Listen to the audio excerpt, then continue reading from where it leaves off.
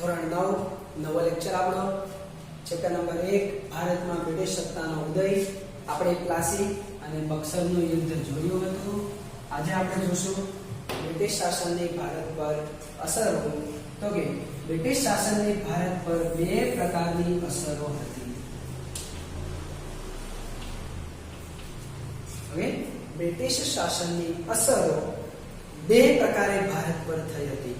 હું અહીંયા ટૂંકા પોઈન્ટ લખું છું, તમારે ચોપડીમાં ટીક કરી લેવાના છે, એક વખત બુકમાં લખી લેવાના છે, પરંતુ સંપૂર્ણ વાક્ય બનાવીને લખવા. ઓકે, અહીંયા જે હું ટૂંકા પોઈન્ટ લખું છું, આ ટૂંકા પોઈન્ટ તમારે આખું વાક્ય બનાવીને લખવાના રહેશે. ચાલો, પહેલી અસર હતી આર્થિક અસર.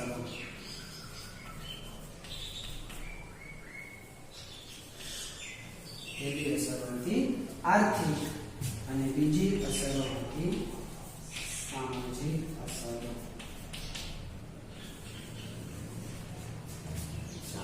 જોઈએ, આર્થિક અસરો જે હતી એ ભારત માટે નુકસાનરૂપ સાબિત થઈ, જ્યારે સામાજિક અસરો ફાયદારૂપ. ચાલો, આર્થિક અસરો કઈ રીતે નુકસાનરૂપ થઈ?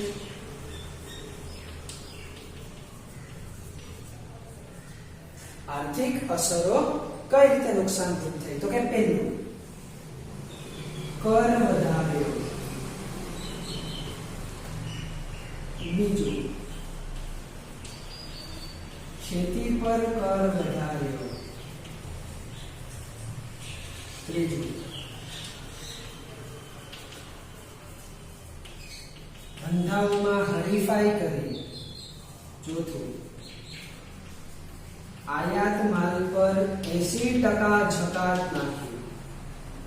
અને પાંચમું, ભારતીય ગરીબ, કંગાળ પાયમાલ થયા. આ રીતે આર્થિક અસરો નુકસાનરૂપ થઈ. કર વધાર્યો. કયો કયો કર? તો કે જે જીવન જરૂરિયાતની વસ્તુઓ હતી, જે દરરોજનું ખાવા પીવાની વસ્તુઓ હતી, જે લોકોને જીવન જરૂરિયાતની વસ્તુઓ હતી, એના પર કર વધાર્યો. ખેતી પર કર વધાર્યો. સર જ્હોન શોર, નવો ગવર્નર સર જ્હોન શોર, એણે 60% મહેસૂલ નાખ્યું ખેતી પર. ધંધાઓમાં હરીફાઈ કરી. ધંધાઓમાં હરીફાઈ કઈ રીતે? તો કે બ્રિટિશોનો જે ધંધો હતો એ ઇંગ્લેન્ડથી એ લોકો ભારત લાવ્યા. આયાત માલ પર 80% જકાત, એટલે કે જે વસ્તુ બ્રિટનમાંથી આવે એ માલ ઉપર આપણે 80% જકાત ચૂકવવાનું. આથી ભારતીયો ગરીબ, કંગાળ અને પાયમાલ થયા. એટલે કહી શકાય કે આર્થિક અસરો નુકસાનરૂપ. હવે જોઈએ સામાજિક અસરો. સામાજિક અસરો થઈ હતી ફાયદારૂપ.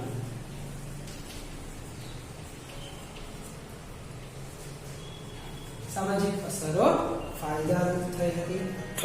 એક, સામાજિક કુરિવાજો નાબૂદ થયા.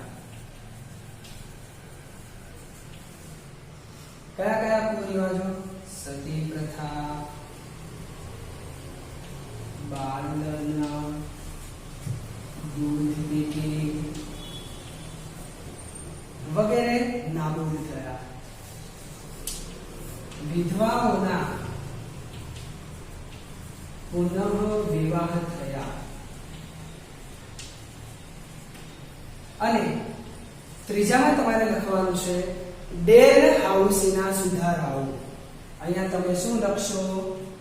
ડેલ હાઉસીના સુધારાઓ. ઓકે, આ બધી વસ્તુ તમારે લખવાની રહેશે. સામાજિક અસરો ફાયદારૂપ થઈ. કઈ રીતે? તો કે કુરિવાજો નાબૂદ થયા. કયા કયા? સતી પ્રથા, બાળ લગ્ન, દૂધ પીતી, વિધવાઓના પુનર્વિવાહ થયા. અને જે ડેલ હાઉસીના સુધારાઓ કર્યા, આપણે આપણા બીજા લેક્ચરમાં જોયું હતું ડેલ હાઉસીના સુધારાઓ.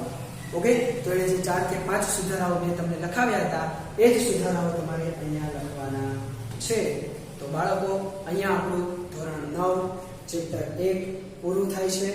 અને હવે પછી આપણે નવા લેક્ચરમાં સ્ટાર્ટ કરીશું ચેપ્ટર નંબર 2. તેમાં ખાસ ધ્યાન આપજો.